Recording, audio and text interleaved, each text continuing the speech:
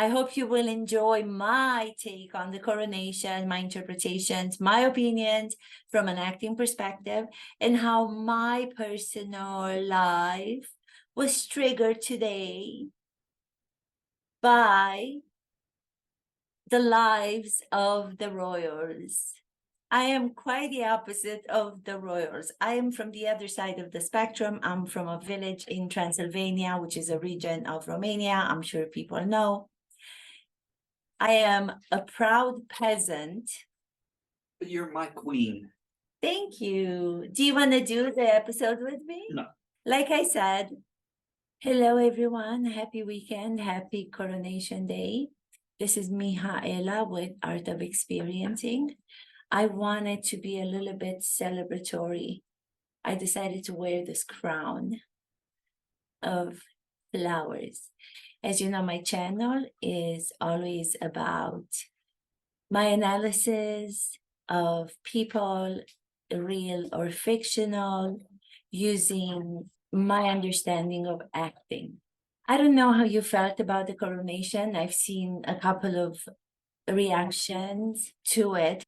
I'm going to talk a little bit about what happened to me while watching it. To my surprise, I have to admit, a little bit emotional. I asked the question, why am I emotional? I have absolutely nothing to do, no linkage to United Kingdom, no linkage to the royals. I'm actually the opposite. I'm from the other side of the spectrum. I'm from a village in Romania. And as I was sitting on the couch watching the coronation, I actually set my alarm this morning because I wanted to see it all. I did see it, but I skipped a couple of moments. I was really moved. And I started to cry, surprising myself by my own emotions. I was excited to see it, excited to see the ritual of it, the spiritual act of it, the beautiful church. Never did I think it was going to move me personally. Never once did I think I was going to be moved emotionally. So as I was sitting there watching it, I started to take self-inventory of myself, as I am trained to do as an acting coach, as an acting teacher, and also as an actress. I started to pay attention to what was the connection and what were the triggers making me so emotional while watching these people who are so far removed from my life, my backstory, my family, my background. And I realized in that moment, one of the things was the fact that it's a spiritual, religious ceremony. My father, in real life, is a priest. He is an Orthodox priest. We are Orthodox Christians. The difference between our religion and the Catholic religion is that in our religion, the priest has to marry. He has to have a wife. So he married my mom. Then they had us a long time ago when I was about 14 years old. My sister was about 12 years old, if not younger. I'm not really sure. My parents decided to leave Romania, to leave the village. We grew up in Transylvania and moved to the United States. They moved to a suburb outside of Detroit in Michigan, where my father worked for a very long time in construction. My mother worked outside of the church. They wanted to be able to build a big community, a big Romanian community, and my dad wanted to build a beautiful Romanian Orthodox cathedral.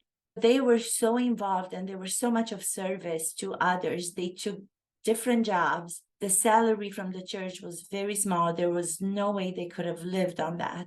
So they took outside jobs in order to be able to give to the community one of the most beautiful Romanian churches in the United States of America. So them, together with a community of people, it grew, it grew, it grew. 40 years later, now, my dad was retired 2 years ago. Growing up in Romania, even in Romania as a small child, and then visiting them in Detroit at this beautiful Romanian church they built together with the Romanian community. It was a ritual, it was a tradition for us to go to church. So I grew up, even back in Romania, we grew up around churches. The house of the priest was always on the same property with the church. The cemetery was on the same property. So we grew up around churches. And I think that was what triggered my emotions when I was watching the coronation. When they approached that beautiful church in London, when they approached the beautiful church, the Westminster Abbey, my heart started to pound so much more. And I started to get emotional, not because I have any relation to coronation, not even close, but as a human being with sensitivity and empathy and understanding humanity, I couldn't help but connect the images of the church from London to the many churches from Romania we grew up around, and then to the church that my father and my mom with the community of the Romanian people built. My whole life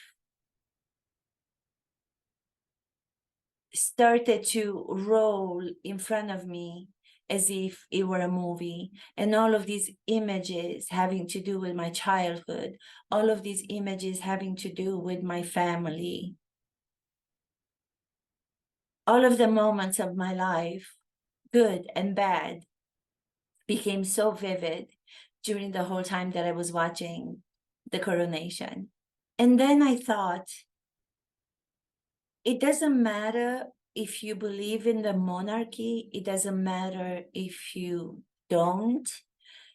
This ritual of the coronation, to me, was so much more a spiritual act than I had imagined that it was going to be. The service was beautiful. It doesn't matter that I'm a different religion.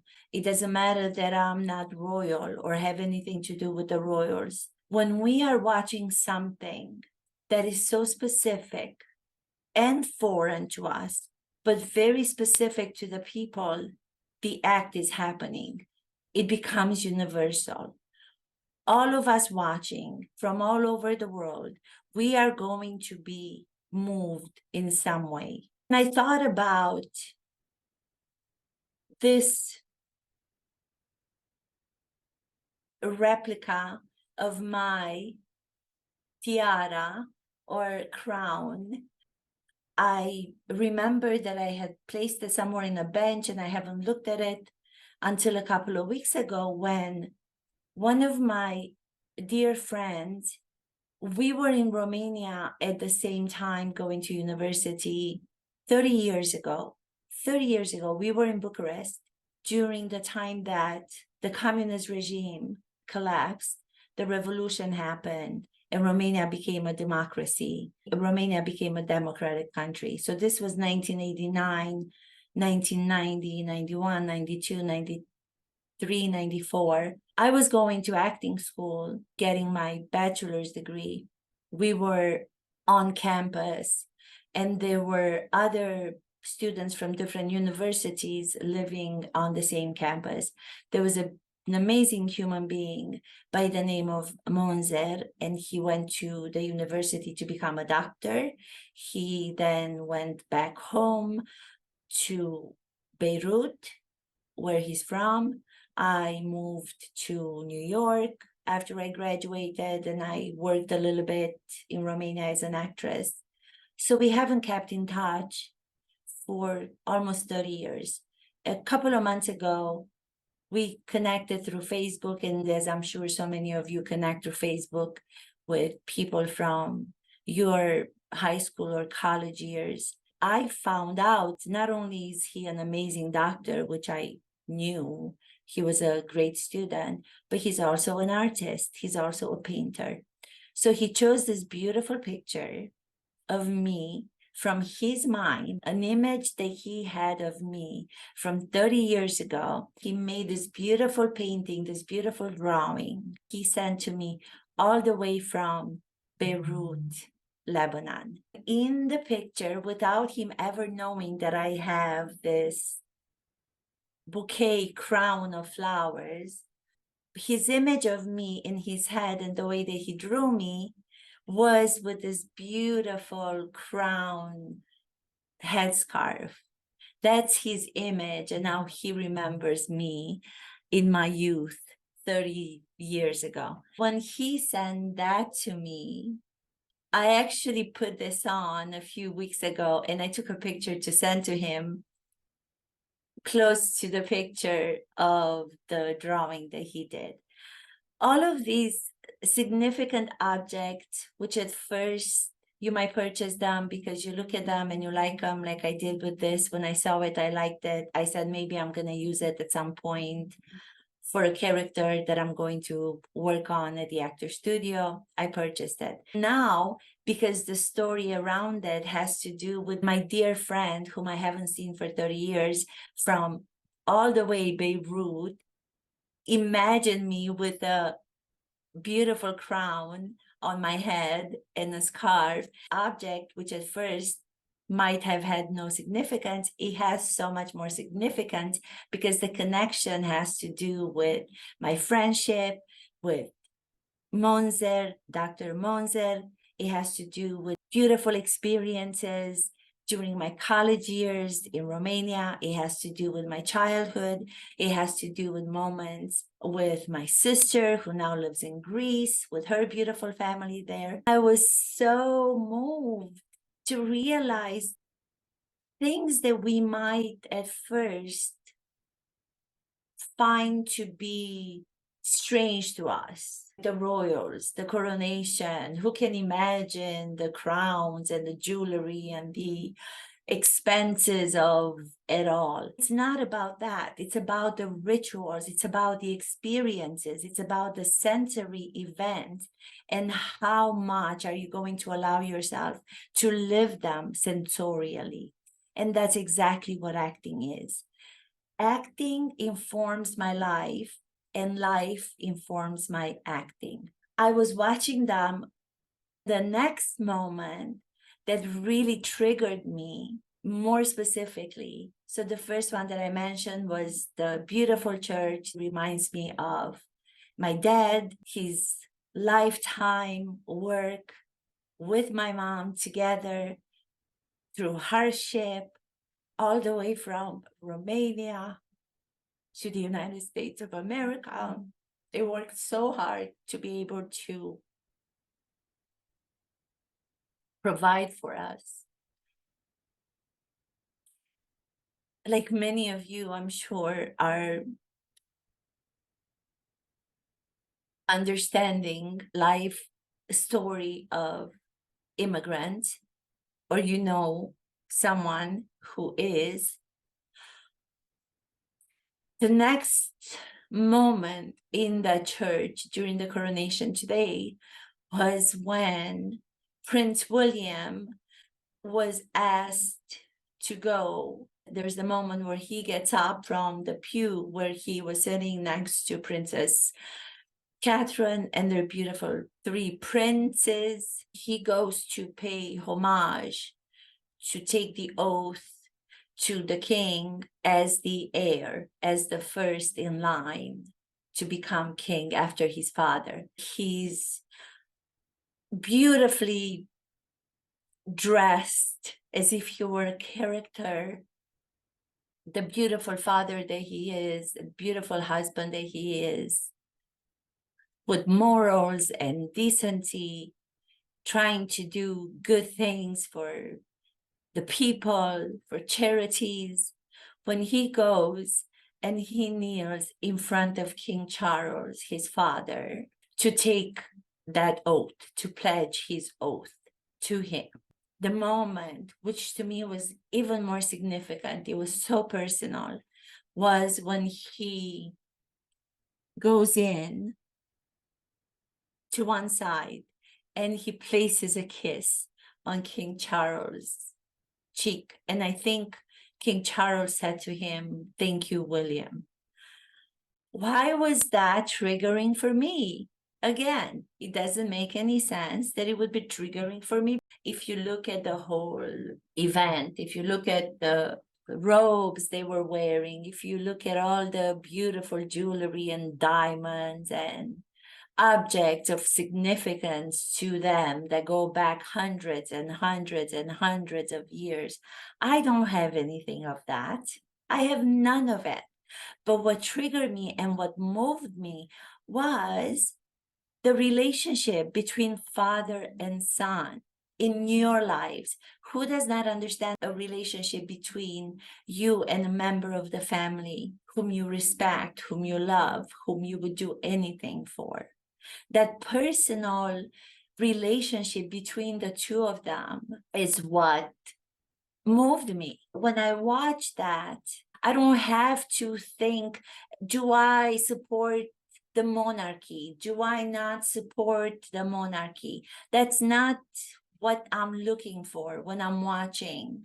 I'm watching it as an observer, so I can see how many moments can I find that will make me relate to those moments, that will make me have my own experiences in my head, and then my own film of my own life with my own people starts to roll. So I can better appreciate where I come from, who are the people who were before me in my humble life, in my humble family. I can still be proud of that, and I am very proud of that.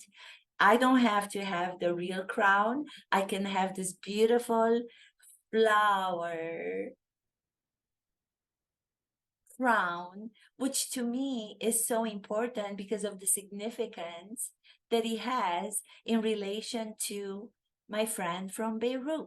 We kept in touch, no matter we haven't seen each other for so many years, we kept in touch, and he produced this beautiful gift that reminded me of my younger years when I was there.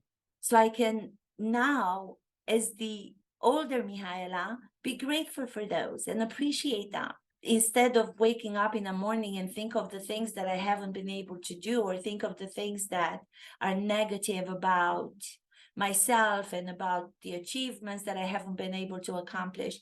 This little crown, due to his drawing, will always put me in a good mood because it's significant due to our relationship, due to our years spent on the same campus during our university years. As an actor, and as a teacher, I'm always trying to learn from, as a teacher, I learn from acting. As an actor, I learn from teaching. So I think I'm much more aware to things that happen when I have experiences, when I walk about, when I watch something. It's become such a training of what I've done for so many years in my life, that training of let me observe, let me take an inventory of what I'm feeling in the moment. Let me clarify in my mind the images that are evoking emotions in me while I'm watching the coronation. I almost take inventory as if I were writing down what's happening every moment of the day, but I'm not thinking about it. The same way that an athlete, a runner, goes out for a run in order to train for the marathon. And once you keep doing it the same way that he or she would do it, you don't think about it so much. You don't have to start from the beginning all the time. And the more that you train, the more physically in shape you become. With actors or acting teachers, the more we train, we do exercises for the soul, as Stanislavski used to call them. The more we train our soul, the more our soul will become open to experience such events as the coronation without being judgmental about the general aspect of it. Do I believe in the monarchy? Are they still relevant in the future? That doesn't concern me when I'm watching what I was watching today. Watching it myself, not knowing that it's going to produce any kind of sensation, deciding that I was curious about what everybody was wearing. I wanted to see all of the working royals there. I wanted to see the religious ceremony. I wanted to see the act of the ointment, the holy ointment act of the king, which was also such a beautiful, intimate, private moment to see the king being disrobed. His robe was taken off. He was left in a white shirt, from what I could see, before he went behind that beautiful screen. I don't know, the image that came to me, it was as if he was going into a confessional booth. You know, that privacy, that intimate privacy that you have with the priest, with God. That also reminded me so much of the fact that as actors, you're being asked all the time to be private in public. That's the whole goal of great acting. That's something that Konstantin Stanislavski, the father of acting, whose system became known all over the world and was adapted in different ways by different gurus of acting. He came up with the term private in public is the goal for the actors. How can you reveal glimpses into yourself as the actor to then bring to the character, which you don't even reveal in your everyday life, in front of public, in front of the public in a theater, in front of the public on set, finally going to be seen on the big screen? How much courage does it take for actors to be able to do that? That was such a private moment for King Charles, even though it was done behind that beautiful altar-like piece, exquisitely delicate. You did not have to see the action of doing it. The fact that he was disrobed from the fancy big robe and he was left in the white, symbolizing humanness at the level of human, because in the eyes of God, we're all equal, the same. What was happening behind it was even more powerful, that we could not see it, because our imagination as the audience watching was already started by the moment right before he went to do the private act of the ointment without being seen by the rest of the people in the church and by the people at home watching. That was a private moment. Private moments or public solitude or private in public are tools that actors use. That actually reminds me of something I was working on as an actress at the actor studio with another actor, a friend of mine. We were trying to work on an improvisation. We were trying to figure out, because the play doesn't reveal where the two characters meet. The play starts somewhere in the middle. They don't really reveal many details. It's a short play. So we were trying to find out what the writer never wrote. We were trying to find out the story of these two individual characters who in the beginning of the play meet. We had a feeling after reading it and working on it for a long time that they must have met somewhere before. They must have met somewhere before. So we decided to go with what is personal to us, to go with something we can understand from our own lives, to put that on the actor studio's sacred stage, to find any more clues of who these characters are beyond what the play tells us. Again, I repeat myself, I've said it in some of the other videos. I don't have a lot of people watching, so it doesn't matter that I repeat them.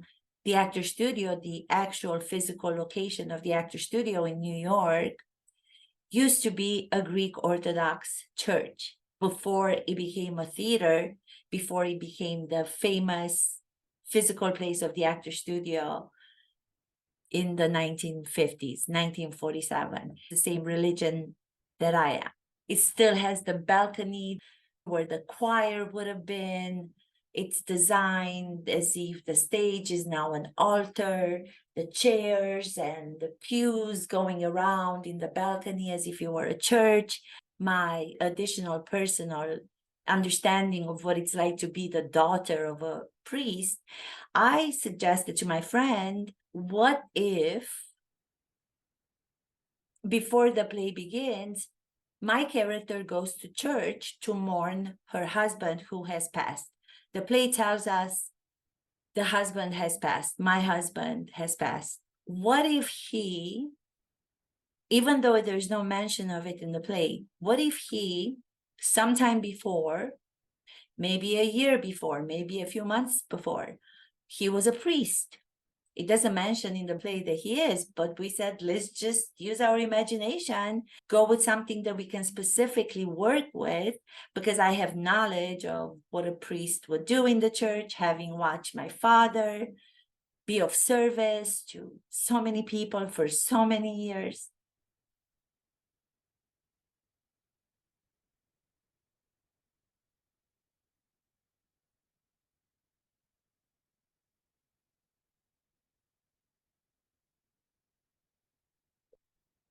I'm getting emotional because he retired 2 years ago.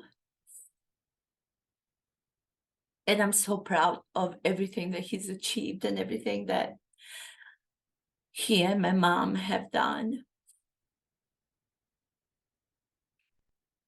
I'm emotional with happy tears, actually. I'm not emotional with sad tears. So I said to my colleague, the actor who was going to portray the other character, let's call my dad in Detroit. This was before the pandemic, some years ago. Can we call my dad and maybe he can direct us to a colleague of his that he knows in New York, and we can borrow some of the robes the priest wear. My dad, of course, he's there for me all the time, supportive, theater, church, theater. He actually wanted me to be an actress. It wasn't the opposite, which would be the most logical thing. Would your father want you to be an actress? Yeah, because I think this goes back to where the priests were the first actors when you go back thousands of years. So he directed us to a priest, and I was able to get the vestments for my colleague friend, the actor. We went over before we got to work in front of the other members of the actor studio in session. We rehearsed a couple of times. So I told them a couple of the rituals, a couple of the services during the Orthodox religion. There's a point where I said to him, I don't know when I'm going to come in to the church. The character, she, from the play, you get a sense that she is a religious person. So I was going to go in for a confession, and I was going to find out that the priest whom I used to go to in the church was no longer, and this is our new priest. And maybe this is the way they met, without, again, having this be written in the play. So I walk in, I go into the confession booth, which we added from the Catholic religion. We don't do the confession booth in our religion. You confess in the altar. The priest waits for the people to go and do confession in the altar, as far as I know, as far as I've seen my father do it. Reverend Father Ioan Mihut. Preotul Ioan Mihut, that's my dad. We took a little bit from the Catholic religion. We used some of the things, like I said, from my religion. I went into the confession booth, which we set up. I went in there thinking that I was going to confess the way that I'm feeling, lonely since my husband has died, and now I'm a widow, and I feel like I have to maintain some sort of reputation for the rest of the village, and I did not know what I wanted to do with my life. He surprised me from the other side, the separation, the booth, the confession booth, and he was on the other side. And he gave me a look of,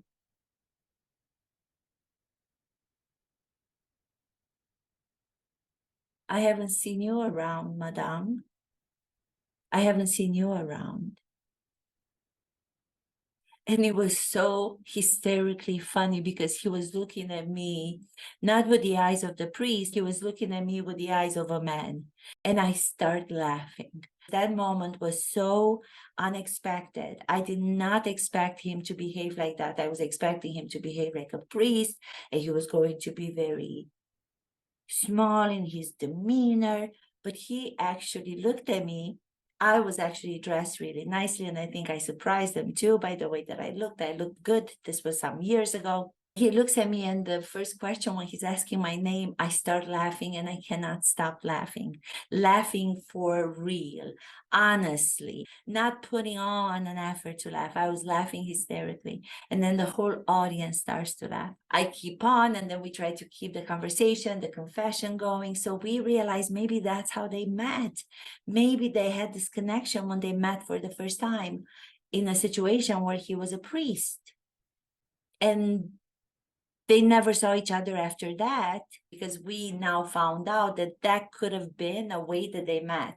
He realized that he has some sort of feelings for this woman, going to give up priesthood to be able to be with her or not, depending on which religion we were going to continue to use, if we were going to add the new discover scenes to the play. That was such a revelatory discovery of these two characters. It was so much fun to do.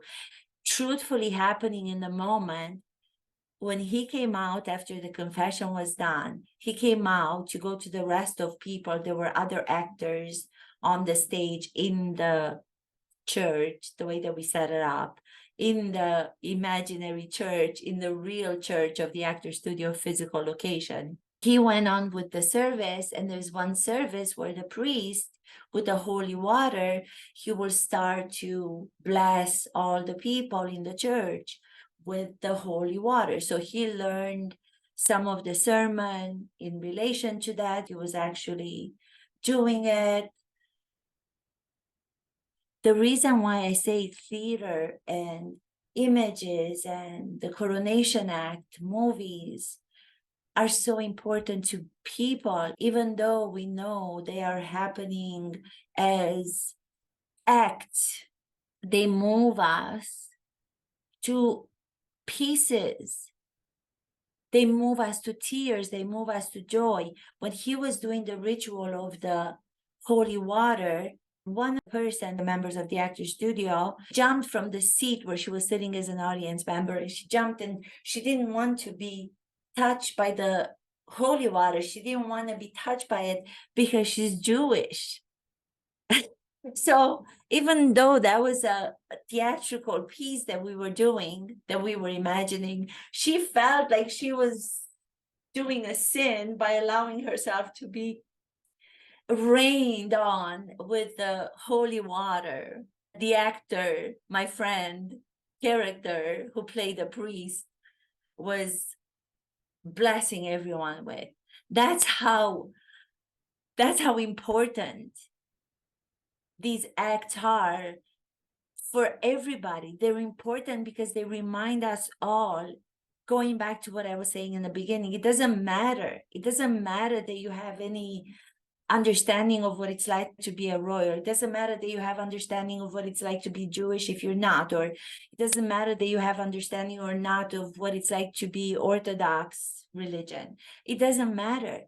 All of these beautiful theatrical, spectacular events, acts, as I like to call them, be open to watching them, not place judgment from the beginning.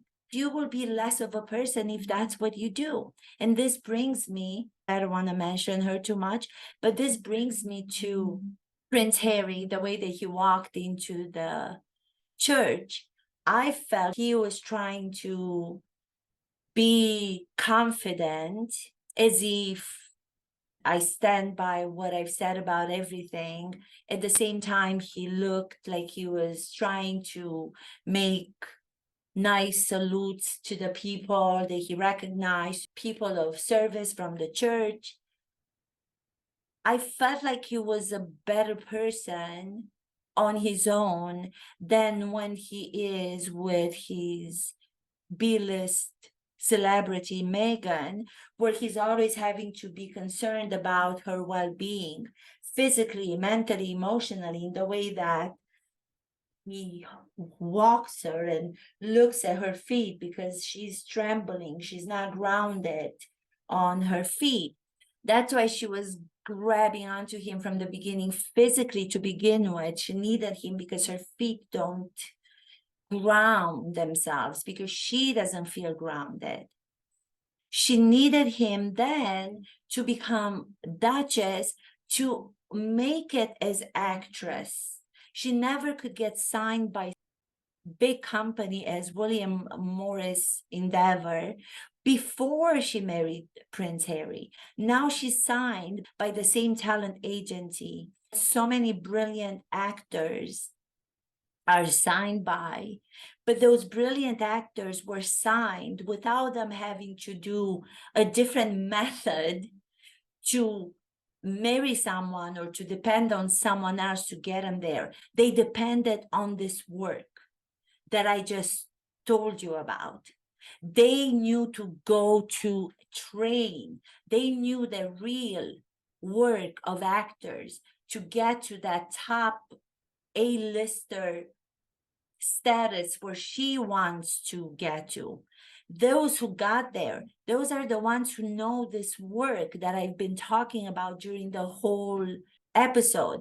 They know what it's like to connect to somebody that is not familiar to you at first. They know not to judge it. They know to be open. Something might spark something inside of them that's going to make them be appreciative of who they are, of where they come from. The same way the coronation affected me, and it gave me inspiration to go and look back into my past and be reminded of my friends, of my father, of my family, my mother, my sister, my boyfriend, and how grateful I am for all of it. She, from the beginning, Meghan, never understood what it is to be an actor. That's why I never called her an actor, because she was not. Someone asked me, well, what makes you an actress? You're not successful. I'm not talking about the successful commercial definition to be placed on what I consider to be a great actor. A great actor understands her role, his role, depending on the situation he or she is in, without judging that situation, without judging the event of that situation. For example, she doesn't want to go to the coronation because she doesn't want to bow. Why not want to bow? Because you bowing and being humble, modest, paying your respect to this beautiful act, you could have paid respect, you could have bowed to the beautiful altar in this gorgeous church where the coronation took place. And you could have asked your God, you could have asked whomever you believe in, the higher power, the universe, life, you should have asked for grace. That's how she should have looked at it. But she doesn't know how to do that because she was never trained as an actress. She doesn't know how to do that. She doesn't know how acting will have taught her how to do that. She wanted to get to this actress A-lister to be signed by William Morris Endeavor the easy way. But it doesn't matter that she got there. It doesn't matter that now they took her on due to her title, because she will never get any further than there. She will still have to come to the realization that she has to go back to training. She has to go back to learning how to be a full human being. That's requiring of her to also be dignified, with empathy, to be respectful, to embrace her past, her family, where she comes from, to appreciate the royals for what they have provided for her. She might, you know how she might? In one of the other episodes, you guys, you have to go see all the other episodes because I talk about all of it. I know at first this seems like it's an acting channel, but it's an acting channel having to do with how acting helps me to interpret people and events in everyday life, fictional mixture of the two. You know what I was thinking would cross my mind? Since they did the interview with Oprah in one of the episodes, I talk about Oprah Winfrey, when she did some of her movies, some were really, really great. I found out she hired the most expensive acting coach to work with her. This is the acting coach that many years ago, when I was going to the master's program with Bradley Cooper, that I always talk about, name dropping. I know my boyfriend's like, oh, again, you're telling the story. Yes. The same acting coach Oprah uses privately to help her with her roles when she gets to work as an actress was our teacher. She used to come as a guest teacher. I can guarantee you, I say it right now, Megan, due to Oprah, Oprah will convince her to start working with the same acting coach. All that Megan wants to do, all that Megan always wanted to do, was to become an actress, not to remain a B-lister. And I'm being nice about that because majority of people call her D-lister. She always wanted to become an A-list actress. She is going to probably take Oprah's advice, because Oprah was in cahoots with them from the beginning. She's probably going to take Oprah's advice. She's going to work with a private coach. That is the only way that she's going to be able to get anywhere to the next step after having been signed by this talent agency. If she doesn't do that, she will remain the same B-list celebrity. You can have, in my opinion, you can have the biggest agency, you can have the biggest PR people. If you do not do the work, if you do not continue to understand that you need to keep working on yourself to better yourself, you don't evolve. You stay at the same level. It doesn't matter who comes and tries to help you. You got to help yourself. You have to want to help yourself first.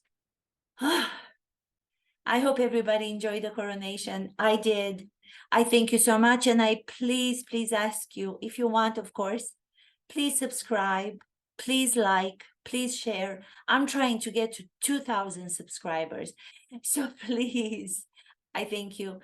Have an amazing coronation weekend. Thank you. Kisses.